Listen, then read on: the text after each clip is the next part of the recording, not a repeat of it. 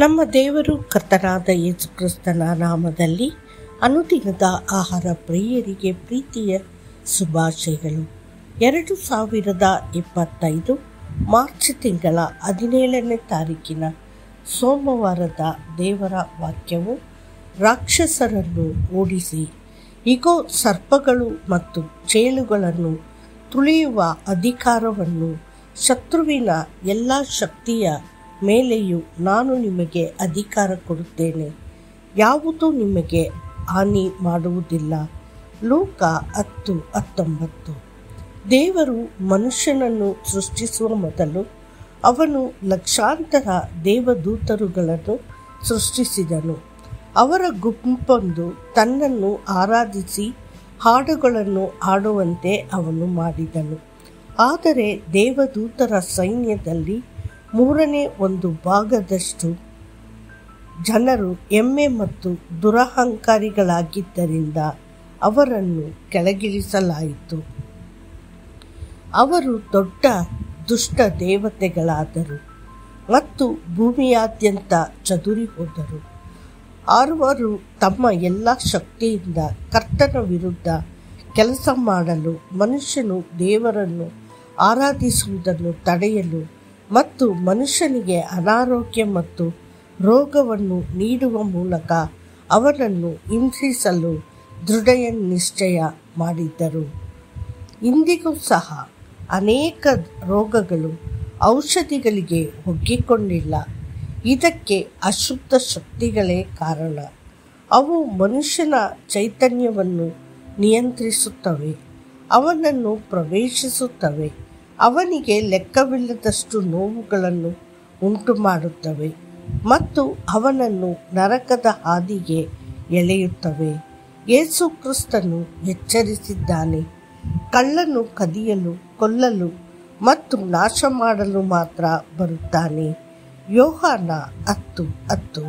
ಈ ಅಶುದ್ಧಾತ್ಮಗಳನ್ನು ಹೊರಹಾಕಬೇಕು ಮತ್ತು ದೆವ್ವಗಳನ್ನು ಹೊರಹಾಕಬೇಕು. ಯೇಸು ಕ್ರಿಸ್ತನು ಭೂಮಿಯ ಮೇಲೆ ಇದ್ದ ದಿನಗಳಲ್ಲಿ ಅವನು ದೆವ್ವಗಳನ್ನು ಬಿಡಿಸಿ ಜನರಿಗೆ ಚಿಕಿತ್ಸೆ ಮತ್ತು ಆರೋಗ್ಯವನ್ನು ತಂದನೆಂದು ನಾವು ಸತ್ಯವೇದದಲ್ಲಿ ನೋಡುತ್ತೇವೆ. ಮಾರ್ಕ 1 ಓದಿ.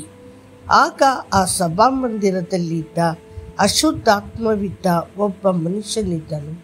ಅವನು ಯೇಸುವನ್ನು ನೋಡಿದಾಗ, ಅಯ್ಯೋ ನಜರೇತಿನ ಯೇಸುವೆ, ನಮ್ಮೊಂದಿಗೆ ನಿನಗೇನು? ನಮ್ಮನ್ನು ಹಾಳು ಮಾಡಲು ಬಂದಿದ್ದೀಯಾ ಎಂದು ಕೂಗಿದನು. ಆ ಅಶುದ್ಧಾತ್ಮವು ಯೇಸುವನ್ನು ನೋಡಿದಾಗ ಕೂಗಿ ಆತನನ್ನು ಒದ್ದಾಡಿಸಿತು. ಯೇಸು ಅದನ್ನು ನೋಡಿ ಅದನ್ನು ಗದರಿಸಿ, ಸುಮ್ಮನಿರು, ಅವನನ್ನು ಬಿಟ್ಟು ಬಿಡು ಅಂದನು. ಅದು ಮಹಾಶಬ್ದದಿಂದ ಕೂಗಿ ಅವನನ್ನು ಬಿಟ್ಟು ಹೋಯಿತು. ಮಾರ್ಕ 1:23-26. ಈ ರೀತಿಯ ದೆವ್ವ ಹಿಡಿದ ಮನುಷ್ಯನನ್ನು ವೈದ್ಯರ ಬಳಿಗೆ ಕರೆದುಕೊಂಡು ಹೋಗಿ ಯಾವುದೇ ಔಷಧ ನೀಡಿದರೂ ಅದು ದೆವ್ವ ಹಿಡಿದವರಿಗೆ ಸ್ವಾತಂತ್ರ್ಯ ಅಥವಾ ನೆಮ್ಮದಿಯನ್ನು ತರುವುದಿಲ್ಲ.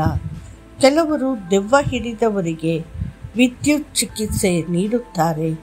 ಇನ್ನು ಕೆಲವು ವೈದ್ಯರು ನಿಮಗೆ ನಿದ್ರೆ ಮಾತ್ರೆಗಳನ್ನು ನೀಡಿ ನಿದ್ದೆಗೆಡಿಸುತ್ತಾರೆ. ಇದು ಕೂಡ ಪರಿಹಾರವಾಗುವುದಿಲ್ಲ. ಸೈತಾನನನ್ನು ವಿರೋಧಿಸಿ, ಪವಿತ್ರಾತ್ಮನಿಂದ ಅವನ ಕಾರ್ಯಗಳನ್ನು ಖಂಡಿಸಿ, ಯೇಸುವಿನ ರಕ್ತವನ್ನು ಸಿಂಪಡಿಸಿ ಮತ್ತು ನರಕದ ಶಕ್ತಿಗಳನ್ನು ಜಯಿಸಿರಿ. ಕೆಲವು ಜನರು ಯಾವಾಗಲೂ ಸೈತಾನನ ಬಗ್ಗೆ ಮಾತನಾಡುತ್ತಿರುತ್ತಾರೆ. ಸೈತಾನನು ಗರ್ಜಿಸುವ ಸಿಂಹದಂತೆ ಯಾರನ್ನು ನುಂಗಲಿ ಎಂದು ಹುಡುಕುತ್ತಾ ಮನೆಯ ಸುತ್ತಲೂ ಸುತ್ತುತ್ತಿದ್ದಾನೆ. ಸಂಸೋನನ ಮೇಲೆ ಆತ್ಮವು ಬಂದಾಗ ಅವನು ಸಿಂಹವನ್ನು ಕುರಿಮರಿಯಂತೆ ಕಿತ್ತು ಹಾಕಿದನು.